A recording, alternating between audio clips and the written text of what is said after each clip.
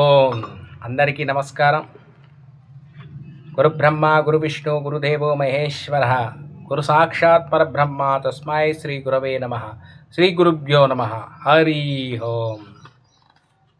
ఎంతో విచిత్రమైన ఈ యొక్క జ్ఞానాన్ని తెలుసుకోవటం ఎంతో భాగ్యం.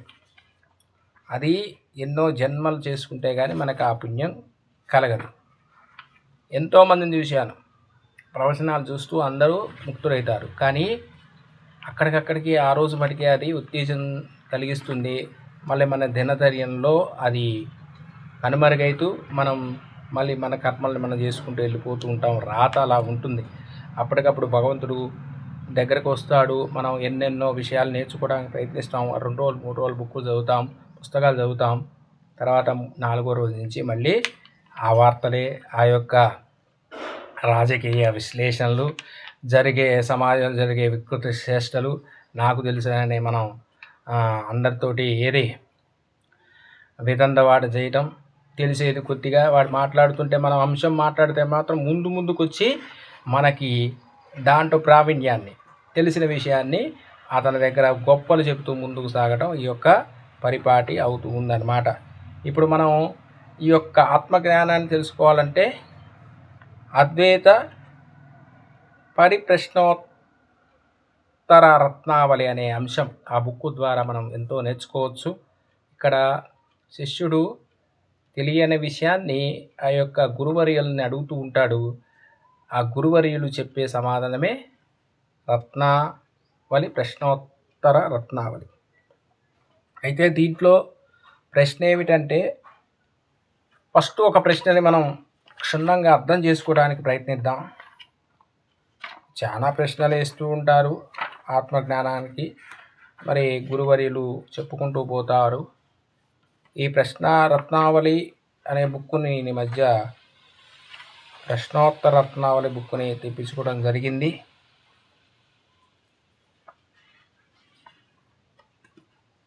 ఈ పుస్తకం ఎంతో నన్ను మార్చివేసింది. అమ్మవారు చెప్పే యొక్క ప్రవచనాలు వింటూ, ఆ యొక్క భానుమతి అమ్మవారిని చెప్పుకుంటూ నేను నన్ను మార్చుకోవడానికి ఎంతో ప్రయత్నించాను. నేను తెప్పిలేకపోయాను. ఆర్థికంగా ఈ 1200 750 రూపాయలు పెట్టడానికి కూడా ఇబ్బంది పడి, ఒకరు ఆ పుస్తకం తెచ్చుకొని నేను చదవటం కూడా జరిగింది. ఈ అంశాన్ని రోజుకు ఆమె చెప్పే ఒక ప్రవచన వీడియోని చూస్తూ మీకు చెప్పడానికి ప్రయత్నించడానికి ఎంతో కొంతకాలంగా వెయిట్ చేస్తున్నాను. ఇక డైరెక్ట్గా పుస్తకాన్ని పెట్టుకున్న అమ్మవారిని ప్రార్థించుకుంటూ, వారు గురువారిని ఎప్పుడు ప్రార్థించుకుంటారు, నేను కూడా ఆ అమ్మవారికి మంచిగా నమస్కారాలు చెబుతూ వారి యొక్క అనుకరణే, వారు గురువారు చెప్పారు మనకి, వారు చెప్పింది కొద్దిగా గొప్ప మీకు చెప్పడానికి ప్రయత్నిస్తాను. మొదటి ప్రశ్న, నచికేతుడికి జీవుడి అస్తిత్వాన్ని గురించి ప్రశ్న వచ్చిందట. జీవునికి దేవుడున్నాడా లేడా అని ప్రశ్న వచ్చింది. దేవుడనేవాడు ఉంటే ఇన్ని అన్యాయాలు అక్రమాలు సహిస్తూ ఎందుకు ఊరుకుంటున్నాడు? అకస్మాత్తుగా ఎవడిని పడితే వాడిని ఎందుకు చంపేస్తున్నాడు? దేవుడు కరుణామయుడా లేక శాడిస్టా? ప్రతి సామాన్యునికి ఈ ప్రశ్న వస్తుంది. గీతలు పుట్టినవాడు చస్తాడని, చచ్చినవాడు పుడతానని, ఇది అనివార్యమని ఉంది. ఈ చావు పుట్టుకలు ఎవరికి వస్తున్నాయి? జీవుడు చచ్చి పుడుతున్నాడనుకుంటే వాడిని చంపుతున్నవాడెవడు? చావడం అనేది క్రియ కదా. క్రియ జరగాలంటే దానికి కర్త దేవుడా?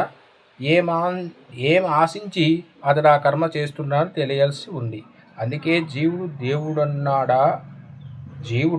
దేవుడున్నాడా లేడా అని, ఉంటే ఎక్కడ ఉంటాడని, వైకుంఠంలోనా కైలాసంలోనా? ఉంటే తన దారిని తాను ఉండక ఈ పని చేయవలసిన అవసరం ఏమిటి వచ్చింది అని అడుగుతుండట. ఈ యొక్క ప్రశ్నలు, ఎన్ని ప్రశ్నలు వచ్చి చూసారా అండి? నచికేతుడి జీవుడి అస్తిత్వాన్ని గురించిన ఈ ప్రశ్న. ఇలాంటి మానవుడి పుట్టుక అయ్యింది, ఈ గిట్టడం ఏమిటి? మరి దేవుడు ఉంటే ఎక్కడున్నాడు? వైకుంఠంలో ఉన్నాడా లేకుండా కైలాసంలో ఉన్నాడా? తన దారి ఉండక ఈ చావు పుట్టుకలను ఎందుకు సృష్టించాడని ఒక ప్రశ్న వచ్చింది. అప్పుడు ఆమె సమాధానం చెప్తుంది. ఈ గురువర్యులు చెప్పిన పరంపనే కొంతమంది మనుషులు కొంత ఋషివరులు కొన్ని రకాలుగా విభజించుకుంటూ వారి పరిజ్ఞానంతో చెబుతూ వస్తూ ఉన్నారు ఆత్మజ్ఞానాన్ని. దేవుడు అనేవాడు శాస్త్ర ప్రమాణాలను నరసించి కైలాసంలోనో వైకుంఠంలో ఉండడు. ఆయన ఒక కైలాసానికే పరిమితమయ్యి ఒక తిరుపతిలోనే పరిమితమయ్యి ఆయన యొక్క దేవుడు అనేవాడు ఉండడు.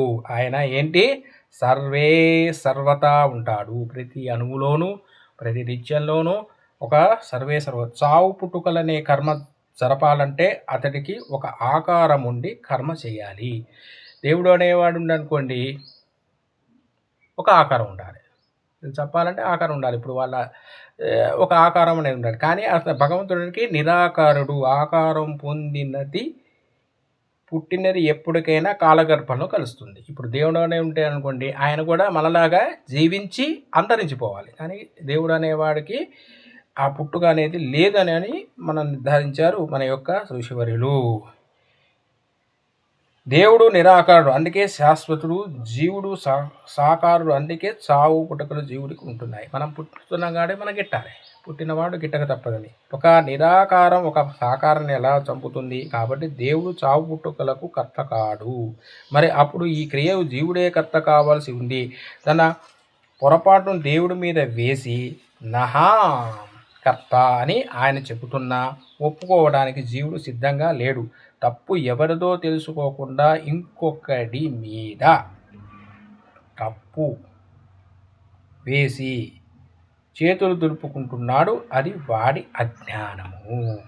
దీన్ని బట్టి వైకుంఠంలోనో కైలాసంలో శంఖచక్రాలు నాగాభరణాలు ధరించి ఉన్నవాడు మన సృష్టిలో దేవుడు అనుకుంటున్నవాడు అసలైన దేవుడు కాదని, నిరాకారమైన సర్వత్ర వ్యాపించి తాను కర్త కాకుండా మంచి చెడుతో సంబంధం లేకుండా ఏ కర్మనైనా చేయడానికి కేవలం శక్తినిస్తున్నవాడు దేవుడని అర్థమవుతుంది. ఓన్లీ శక్తినే మనకిస్తున్నాడు, కానీ కర్మలు మాత్రం చేయట్లేదు. మనకు కనిపిస్తున్న జీవుల్లో జీవుడే కాక మరో దేవుడు ఉన్నాడని అర్థమవుతుంది. మనం జీవించడానికి శరీరమే కాకుండా మన లోపల ఉన్నవాడు ఒక నడిపిస్తున్నాడని మనకు అవుతుంది. కానీ శాస్త్రం ఈశ్వర సర్వభూతానాం ఉద్దేశేర్జున తిష్టతి అన్నది. గీత వాక్యాన్ని అర్థంతో సరిపెట్టుకుందామంటే జీవో బ్రహ్మేవ నాపరా, జీవుడే దేవుడని, ఇద్దరూ లేరని, తత్ త్వాం అసి అని మరొక మహావాక్యం ద్వారా త్వం తత్ అయి ఉన్నది. త్వం అనున్నది విడిగా లేదని, అది తత్ అనే కంటే భిన్నంగా కాదని సూచిస్తుంది.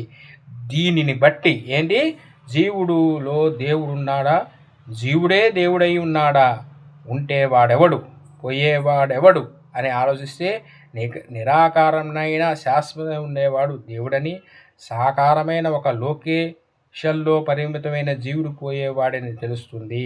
జీవుడు దేవుడు ఒకడేడన్న శాస్త్రవాక్యం నిశ్చలం కలగాలంటే దాన్ని ప్రమాణం ద్వారా తెలుసుకోవాలి. దీన్ని ఉదాహరణలు మరి అమ్మవారు మనకి ప్రతికూలంగా చెప్పి ఉన్నారు. దీన్ని మళ్ళీ సంస్కృతంగా మళ్ళీ 1-2 సార్లు మనం మననం చేసుకుంటే దీని గురించి మనకి పూర్తిగా అవగతం అవుతుంది అన్నమాట. ఇప్పుడు ఏంటి, నచికేతుడు జీవుడి అస్తిత్వాన్ని గురించి ప్రశ్న వచ్చింది.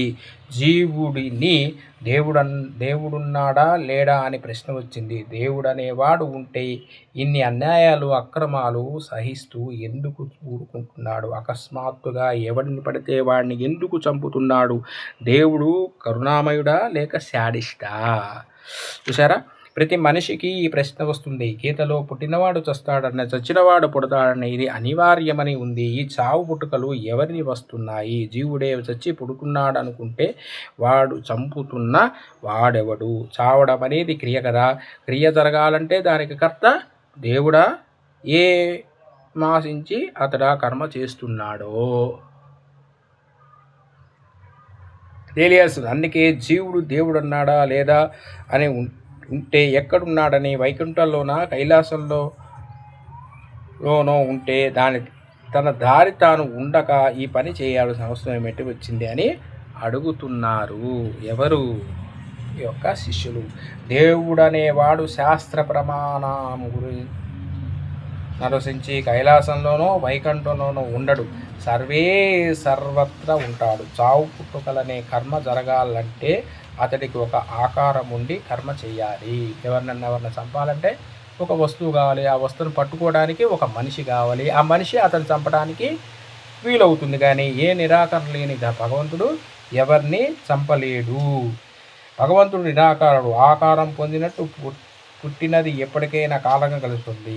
మరి భగవంతుని అనేవాడు మనిషి జన్మ ఎత్తి ఉంటే అతను ఈ కాలగర్భంలో కలిసిపోవాలి. కృష్ణుడు జన్మించాడు మానవుడిగా, కానీ కాలగర్భంలో కలిశాడా లేదా? అలాగే రాముడు కూడా ఈ యొక్క భూమి మీద జన్మించాడు, అవతారం ఇచ్చాడు.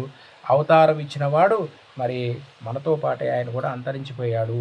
ఆయన దేవుడే, కానీ మానవునిగా జన్మించి తన యొక్క కర్మఫలం అంతా అయిపోయిన తర్వాత ఆ యొక్క శరీరాన్ని చాలించాడు అని పురాణాలు చెప్తున్నాయి మనకి. చావు పుట్టుకు కర్త కాడు. మరి అప్పుడు ఈ క్రియ జీవుడే కర్త కావాల్సి ఉంది. తన పొరపాటును దేవుడి మీద వేసి హాం కర్త అని ఆయన చెప్తున్నా ఒప్పుకోవడానికి జీవుడు సిద్ధంగా లేదు. తప్పు ఎవరిదో తెలుసుకోకుండా ఒకటి మీద వేసి చేతులు దులుపుకుంటున్నాడు. అది వాడి అజ్ఞానము.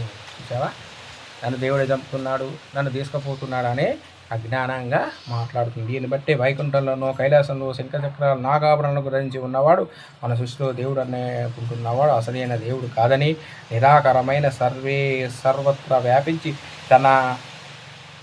తాను కర్తగా కాకుండా మంచితో సంబంధం లేకుండా ఏ కర్మనైనా చేయడానికి కేవలం శక్తినిస్తున్నాడు దేవుడని అర్థమవుతుంది. ఓన్లీ శక్తి చేయడానికి, శక్తి ప్రేరేపించడానికి దేవుడని అర్థమవుతుంది.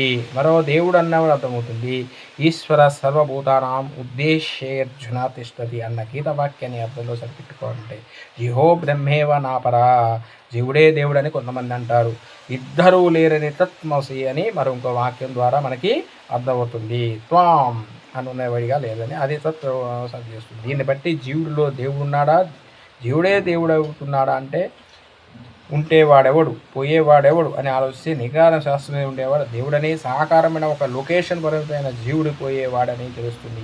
దేవుడు ఒకడైనా శాస్త్రవాక్య నిశ్చయం కలగాలంటే దాన్ని ప్రమాణం ద్వారా తెలుసుకోవాలి అని అమ్మవారు మనకు తెలియజేశారు. ఇప్పుడు రెండో ప్రశ్న మనకి చెప్తున్నది ఆ యొక్క అమ్మవారే.